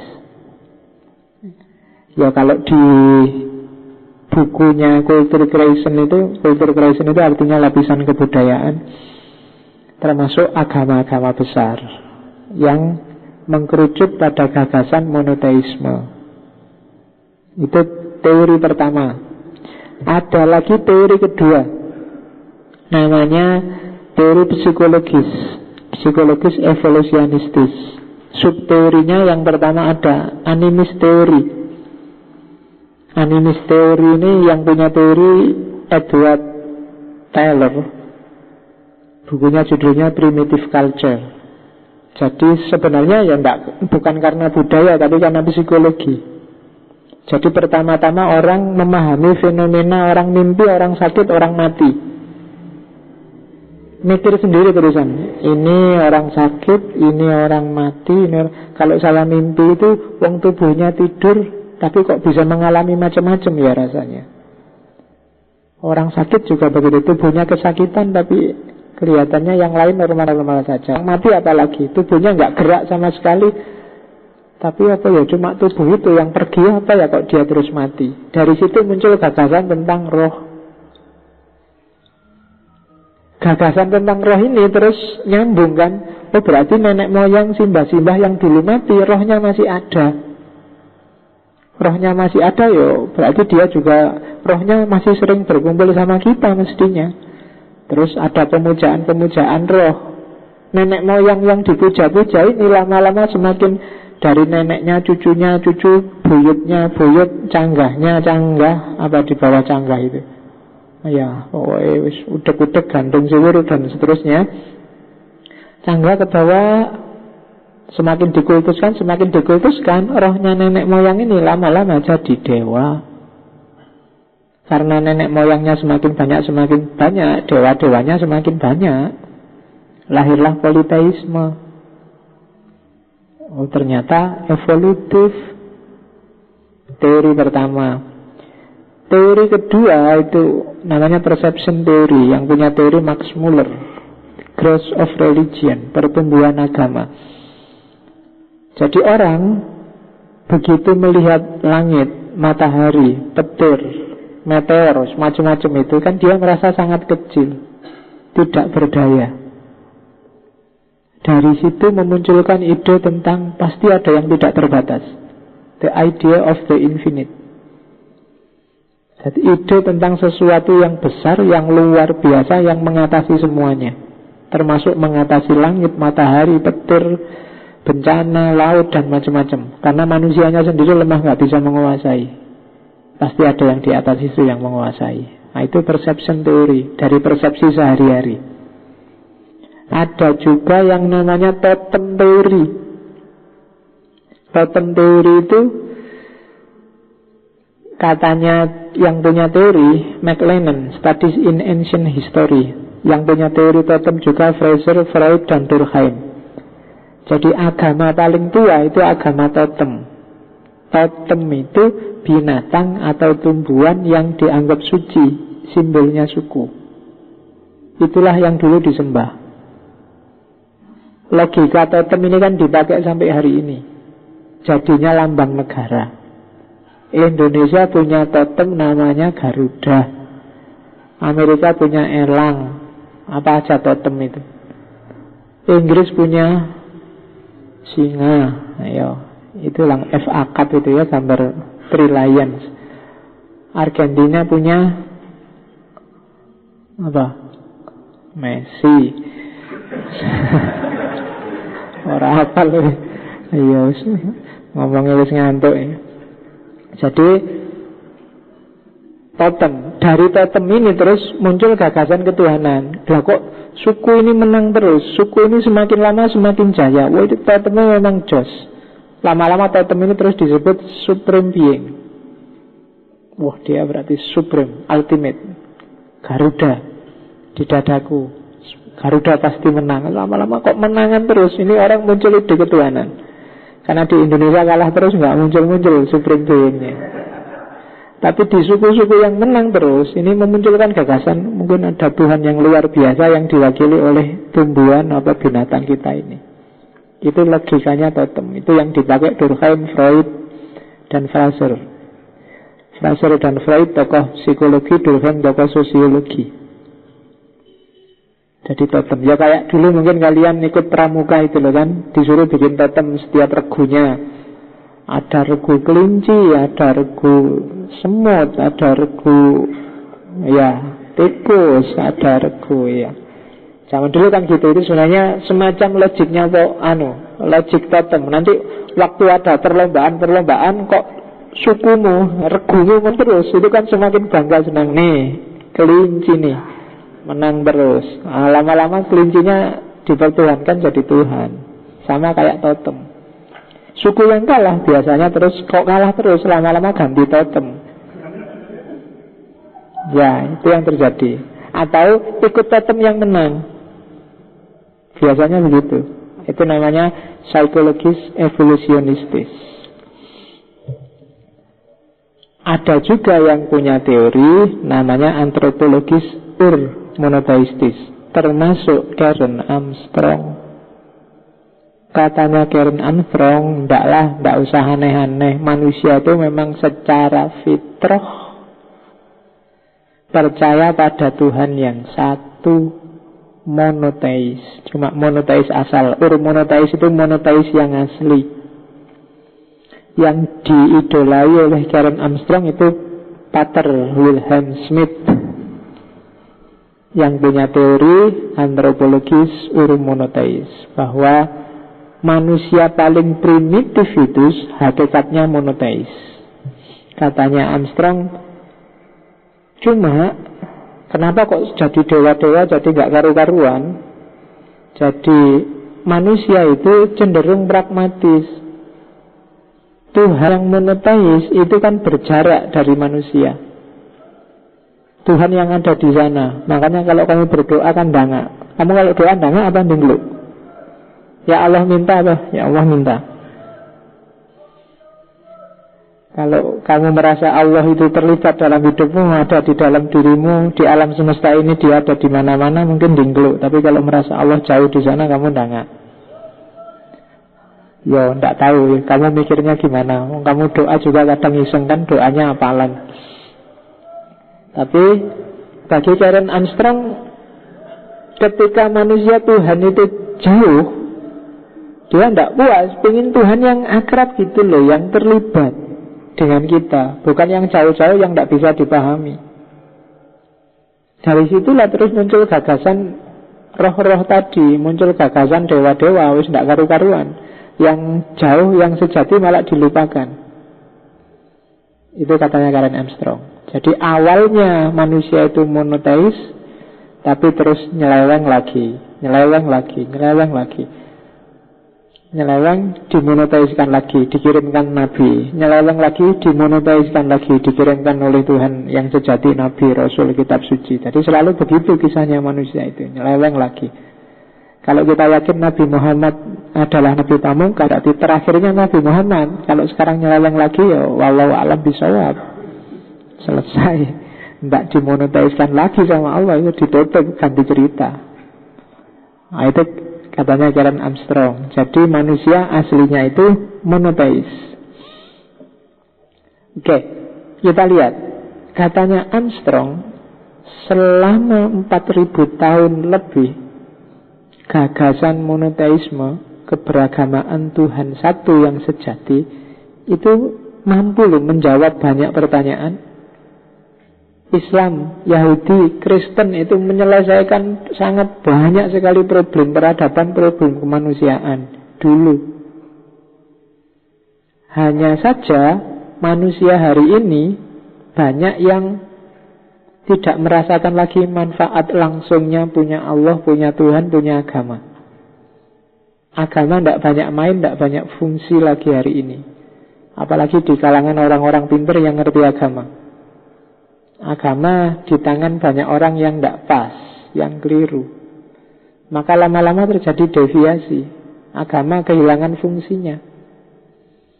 Dan pada saatnya dia akan terlupakan. Islam yang benar, yang kamu sebut rahmatan lil alamin, yang kamu sebut agama damai, Islam itu indah, maaf dan seterusnya.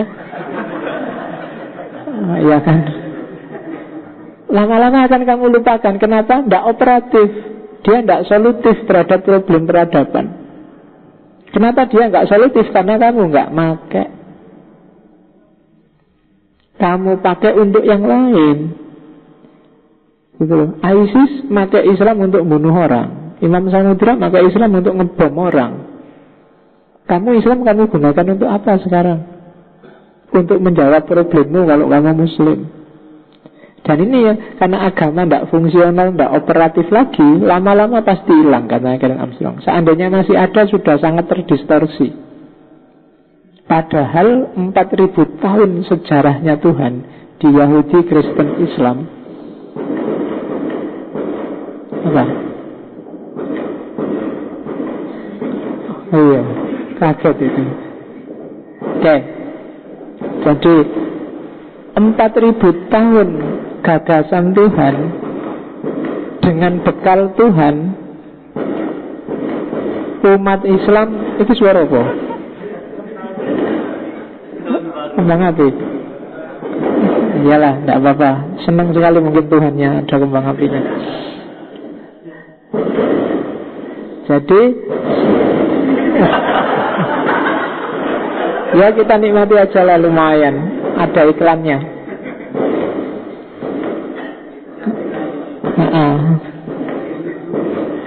Oke. Nah, iya. Dilanjutkan aja. Oke. Jadi awamnya melakukan ini, orang pinternya melakukan ini. Hari ini. Kalau Karen Armstrong pinjam Peter Berger. Orang terima karena ini Peter Berger ya. Oke. Katanya Peter Berger, kita itu berarti orang-orang pintar, termasuk kita yang intelektual, yang mahasiswa, sering menggunakan standar ganda.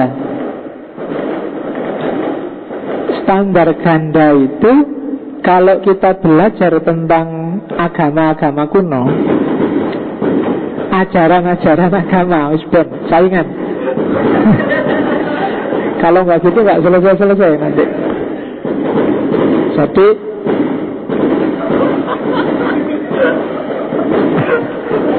iya, ternyata kita yang kalah. Sengaras apa-apa. Ada yang mau nonton dulu enggak apa-apa? Bagus loh itu.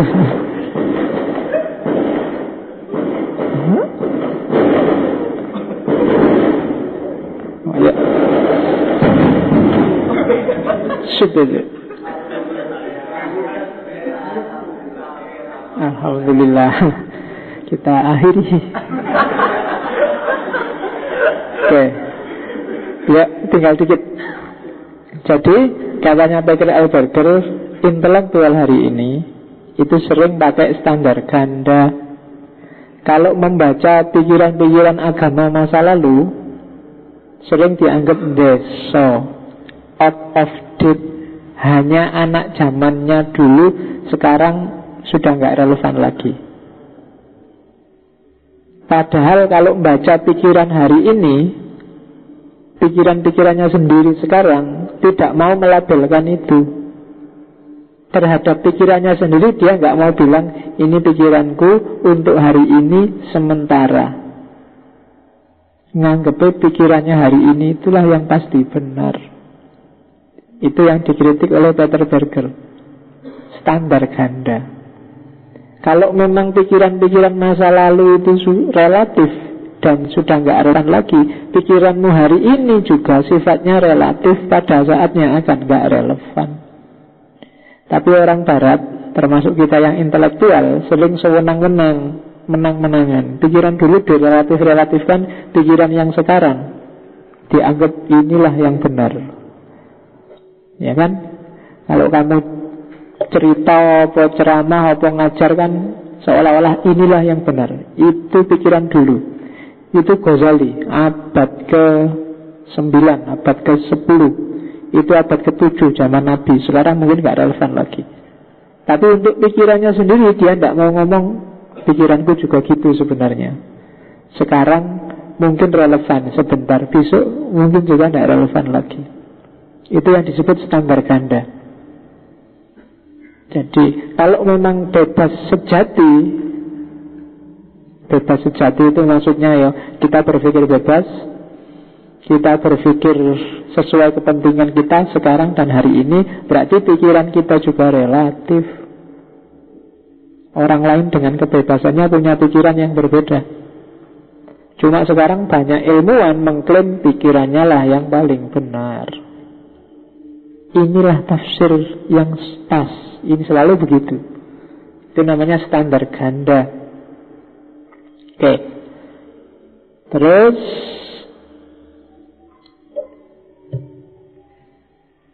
katanya Karen Armstrong, memaksakan Tuhan ke dalam isolasi intelektual, ke dalam ruang suci milik kita sendiri, merupakan tindakan yang tidak sehat dan tidak ilmiah. Ini tak terjemah langsung dari buku terjemahannya. Ini akan mendorong orang untuk berpikir bahwa perilaku yang diilhami oleh Tuhan tidak perlu dikenakan standar normal dalam soal kepantasan dan rasionalitas. Potongan ini agak susah kamu pahami kalau dari terjemahannya. Kalau dari aslinya, maksudnya gini loh, kan gitu. Jadi kalau ada orang ngomong urusan Tuhan itu nggak ada hubungannya sama akal, Tuhan itu urusan tersendiri, nggak usah dipikir. Tuhan itu sakral, akal nggak akan nyampe ke sana. Katanya Karen Armstrong, itu nggak sehat, nggak alamiah. Inilah nanti yang jadi sumber orang melakukan apapun atas nama Tuhan dan nggak mau disalahkan. Orang nggak bisa sadar bahwa itu sebenarnya cuma pemahamanmu, pemikiranmu tentang maunya Tuhan, bukan maunya Tuhan yang sebenarnya. Jadi orang-orang, kan kita sering bertindak ini sesuai dengan maunya Allah. Ini loh yang diinginkan oleh Tuhan itu kan. Seolah-olah kita jadi juru bicaranya Allah. Seolah-olah bukan akalmu yang main, karena bagi kamu akal nggak boleh main. Urusan Tuhan urusan yang sakral. Tapi katanya Karen Armstrong, itu tidak alamiah, tidak mungkin bisa kayak gitu. Begitu bertemu yang namanya manusia, pasti akal budinya main. Jadi kalau maunya Tuhan itu selalu maunya Tuhan menurutmu, maunya Tuhan menurutku. Maunya Tuhan yang sebenarnya kita tidak tahu, kecuali kamu ketemu dulu sama Tuhan. Jadi kalau ada orang ngomong inilah sesuai yang diinginkan Tuhan, loh kok sampean ngerti? Kalau pengen ngerti maunya Tuhan yang benar, monggo ketemu dulu aja sama Tuhan. Ya kan? Jadi nggak tahu kita maunya Tuhan yang benar apa, tapi kita tetap harus memahami apa maunya Tuhan, karena kita orang yang bertuhan. Cuma hasil kesimpulan kita tentang Tuhan dan maunya itu pertanggungjawaban moralnya mutlak ada pada diri kita. Jadi kalau kamu mukuli orang dengan alasan perintah Tuhan dan kamu dipenjara, itu sudah resiko, karena kamu yang harus tanggung jawab, kamu yang mukuli. Gak usah lari pada Allah. Kamu kok, itu kan kayak zaman Umar bin Khattab ada maling, bilang, loh saya maling, itu kan sudah takdirnya. Allah menghadirkan saya kayak gini. Terus katanya Umar, yo saya mukuli kamu juga sudah takdirnya. Ya kan, selesai. Kalau alasannya takdir, ya kabeh takdir. Jadi Allah selalu kamu jadikan kambing hitam. Gitu loh. Mari kita berantas kemaksiatan. Terus kamu ngerusak kemana-mana, mukuli orang di mana-mana, seolah-olah itu ini perintah Allah loh. Kalau Allah ada, dia bisa tersinggung itu. Lah kok aku merintah mukul-mukul kayak gitu, kok jadinya lucu kan gitu. Jadi itu maunya Karen Armstrong. Jadi Tuhan jangan dipaksa untuk diisolasi secara intelektual, karena nggak mungkin itu. Tidak alamiah. Kamu pasti memahami Tuhan sesuai versimu, kacamatamu. Dan apapun tafsiranmu sah. Cuma tanggung jawablah sendiri. Itu aja maunya Karen Armstrong. Terus meskipun demikian, nah ini yang selama ini kita pelajari, ketika kita belajar Tuhan, memahami Tuhan pakai akal, ada kelemahannya. Kelemahannya apa? Ini kalau pakai bahasa lain, katanya Tuhan itu wholly other. Katanya Tuhan itu mukhalafatuhu lil hawadis, berbeda dengan apapun yang ada. Lah kok dijelaskan seperti para filosof kemarin? Sebab pertama, penggerak pertama. Lah itu kan ngomong apa yang ada sekarang. Paradigma berpikir ruang dan waktu. Kalau Tuhan sama sekali berbeda, ya tidak bisa dia dijelaskan dengan logika sebab pertama, penggerak pertama. Kalau dia sebab pertama, penggerak pertama, itu berarti urusannya masih dunia. Katanya Tuhan itu sama sekali bukan urusan dunia, sama sekali berbeda. Tidak bisa dideskripsikan. Itu kelemahannya, pikiran-pikiran para filosof. Tapi juga ada kelebihannya. Dengan gaya filsafat menjelaskan tentang Tuhan, Tuhan rasanya lebih dekat, lebih akrab. Dia tidak sama sekali asing, jauh, yang tidak terjangkau. Tapi dengan penjelasan kayak kemarin, penjelasan filosofis tentang Tuhan, itu rasanya Tuhan itu ya terlibat aja sama hidup kita sehari-hari. Tidak sangat jauh di sana yang tidak terjangkau. Jadi ternyata kita juga bisa kok menjangkau Tuhan meskipun sebatas pengalaman kita sendiri, sebatas nalar kita sendiri. Jadi itu kelebihan kelemahannya belajar tentang Tuhan secara filosofis, katanya Karen Armstrong. Oke, sedikit lagi. Oke ya, jangan lama-lama nanti kamu ngantuk. Gelombang otakmu sekarang sudah mulai masuk ke delta. Jadi kalau tak biarin setengah jam lagi kamu akan pulas. Oke ya, katanya Armstrong, whatever conclusion we reach about the reality of God, the history of this idea must tell us something important about the human mind and the nature of our aspiration.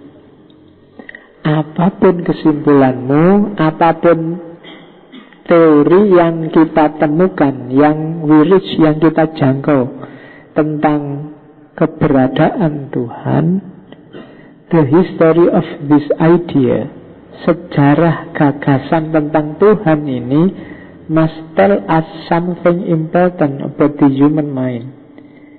Memberitahu kita tentang satu pikiran manusia dan karakternya. Jadi sejarah Tuhan itu hakikatnya adalah sejarah perkembangan manusia itu sendiri. Jadi historisitas Tuhan itu hakikatnya adalah historisitas perkembangan manusia itu sendiri. Kalau kepingin ngerti sejarahnya, kebertuhanannya Islam Indonesia, pelajarilah Tuhannya orang Islam Indonesia, bagaimana evolusi gagasan tentang Tuhan di Indonesia. Itulah sejarah pikirannya manusia Indonesia. Tuhan dipersepsikan sebagai A, sebagai B, sebagai C.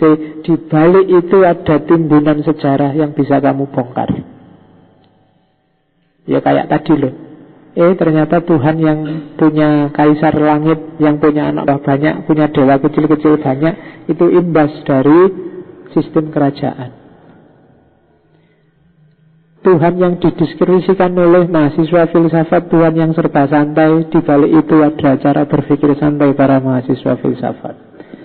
Tuhan yang serba kaku, serba ngamuan dari mahasiswa hukum, dari mahasiswa syariah, di balik itu ada cara berpikir hukum mahasiswa syariah. Jadi makanya tadi saya bilang, coba sih sekarang deskripsikan Tuhan menurutmu. Di balik itu ada kamu sebenarnya. Makanya ada filosof Helenisme era Romawi yang bilang bahwa seandainya kuda punya Tuhan, maka Tuhannya juga jenisnya kayak kuda. Ya kan? Sekarang saya yakin 100% di kepalamu yang seandainya dipaksa menggambarkan bentuknya Tuhanmu kan juga kayak manusia. Ada kepalanya, ada tangannya, mungkin jenggotnya panjang, mungkin besar luar biasa, tapi bentuknya kan manusia. Ayo, bentuknya kan pasti manusia. Enggak mungkin di luar gambaranmu tentang yang bukan manusia. Malaikat aja kan gambarnya juga kayak manusia. Surga neraka juga kamu gambarkan kayak bangunan yang ada di dunia ini. Siratal mustaqim ya paling kayak jembatan kerak atau jembatan kaliotak atau jembatan sayegan, hanya saja jembatannya kecil, kan itu aja. Di balik imajinasi metafisik agama sebenarnya ada kamu. Di level apa dirimu sekarang berada. Itu yang dimau oleh Karen Armstrong. Jadi kalau Islam jadi keras luar biasa, itu kan jangan dilihat Islamnya, lihat aja aktornya, sejarah yang ada di balik Islam yang keras. Ya kan? Kalau Islam rusak, lihat aja, jangan lihat Islam rusaknya, tapi lihat pasti ada aktor yang memahami Islam secara rusak. Itu yang Karen Armstrong. Jadi whatever conclusion we reach about the reality of God, the history of this idea must tell us something important about the human mind. Jadi, kamu adalah apa yang kamu pikirkan, termasuk tentang Tuhan dan agama. Temanmu yang lain juga begitu. Maka saling hargai, saling toleran. Tidak usah terlalu sering debat, tapi bisalah menerima kalau ada yang berbeda. Itu aja kuncinya hari ini. Kebanyakan dialas capek. Mari kita debat terbuka. Tidak menyelesaikan masalah kok. Debat terbuka paling ya hasilnya tetap gegeran. Ya kan? Lebih enak. Kalian sudah paham kan ideologi sana gimana, kita gimana. Saling terbuka, saling menerima. Kalau kamu merasa yang sana salah, diingatkan. Kalau nggak mau ya sudah, urusanmu sendiri. Besok masuk surga ya rasakan sendiri. Kalau saya yang keliru, saya masuk neraka, semoga diampuni.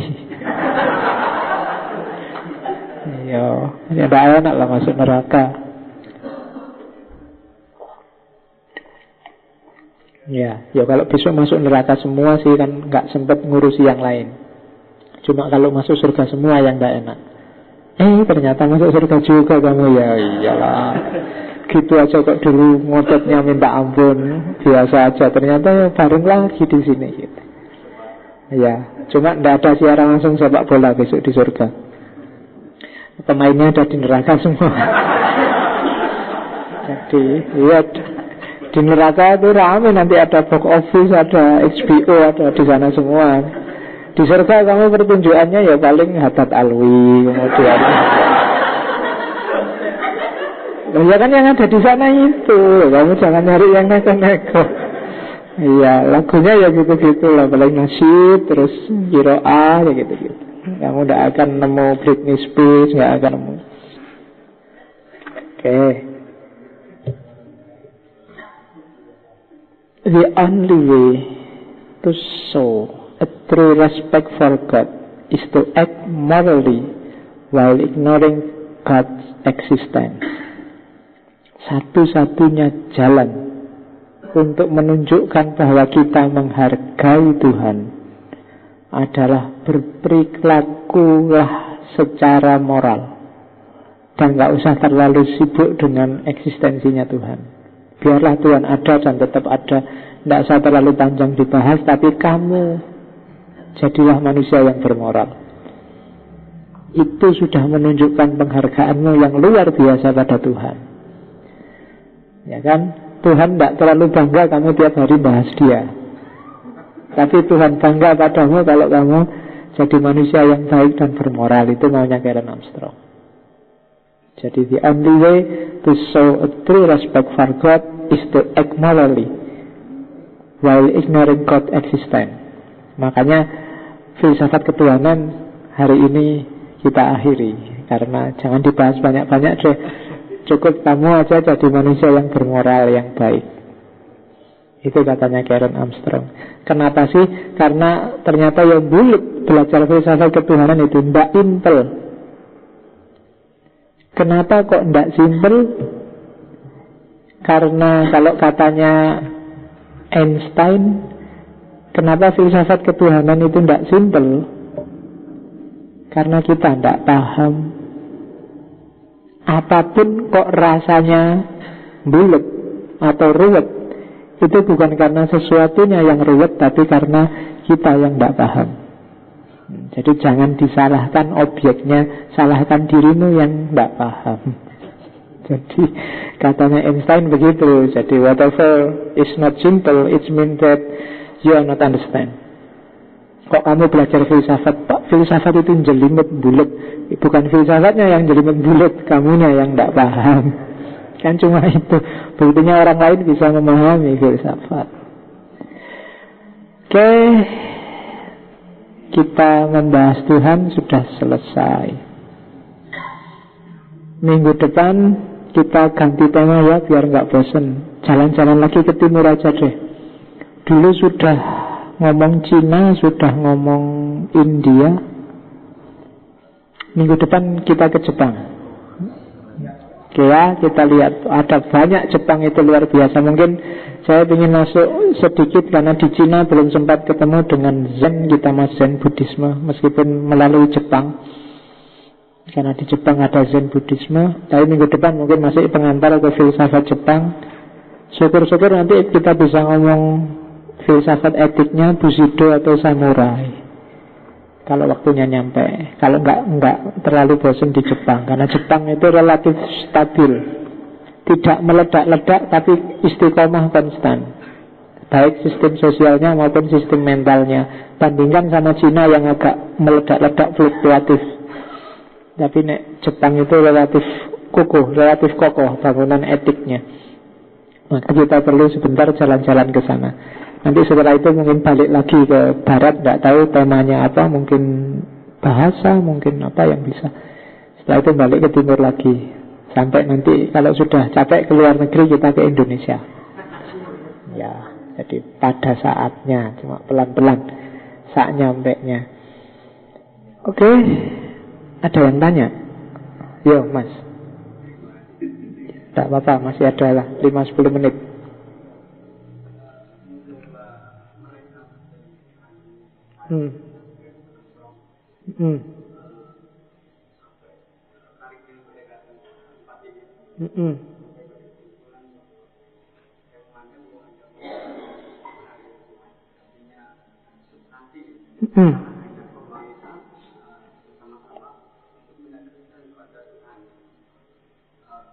Kesimpulan saya tetap pada sahabat itu. Ini yang lebih menarik lagi bahwa pendekatan ini saya ini bukan melalui sunat alam, kayak semacam rasa itu. Kalau katanya kan itu hati yang pada yang itu apakah memang sudah dari sanamnya akan Tuhan itu jadi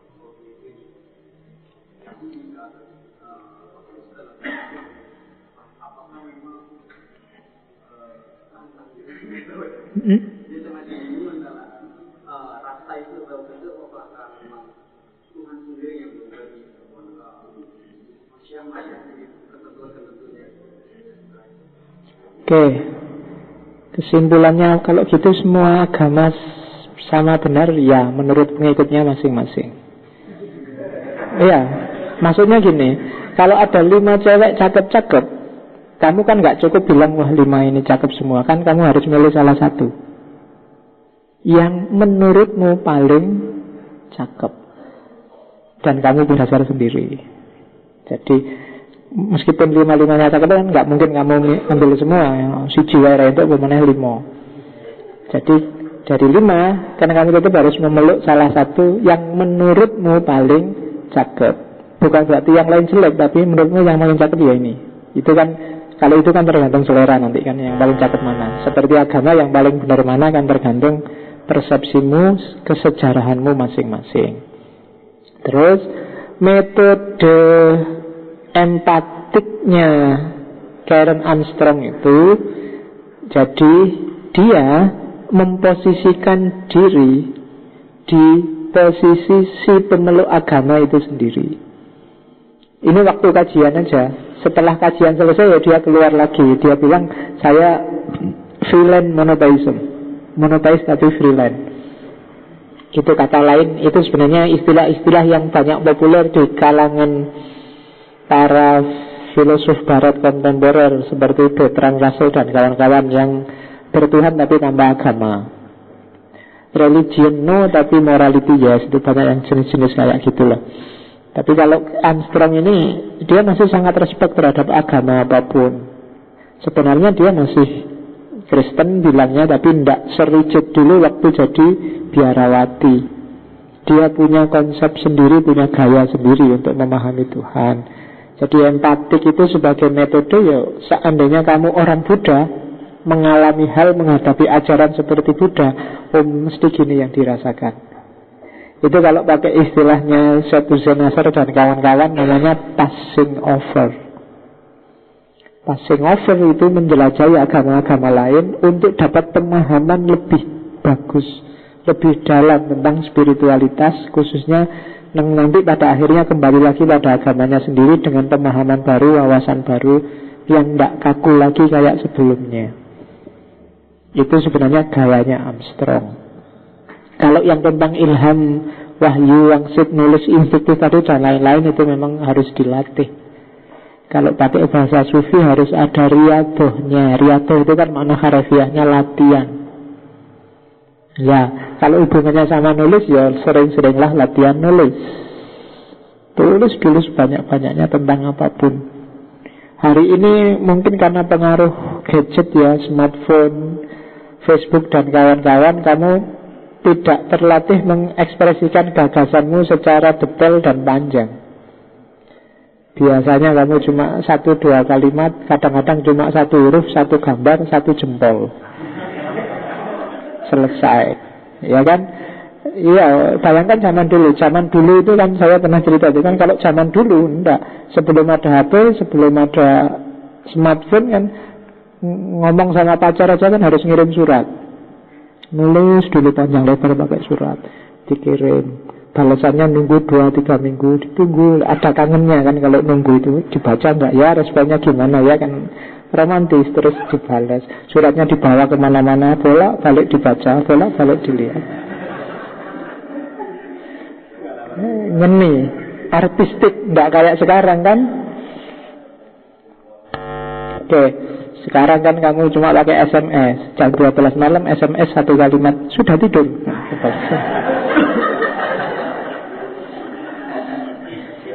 Oke. Ya. Terus jawabnya belum. Itu pun disingkat BLM. Ya. Kayak dulu tak ceritain, anakku baca SMS-nya mahasiswa itu loh. Pak, besok ke kampus enggak? Tanda tanya, terus mohon di BLS. Nah, anak saya nggak bisa. Ya ini ada SMS, minta di bless. Jadi BLS oleh cah cilik rasa dianggap di bless. Ya sini tak blessnya. Oke, saya kira itu ya. Untuk malam hari ini, minggu depan kita jalan-jalan ke Jepang dengan filsafatnya orang-orang Jepang. Ya, wallahul muwafiq wal afu minkum wallahu a'lam bishawab. Wassalamualaikum warahmatullahi wabarakatuh.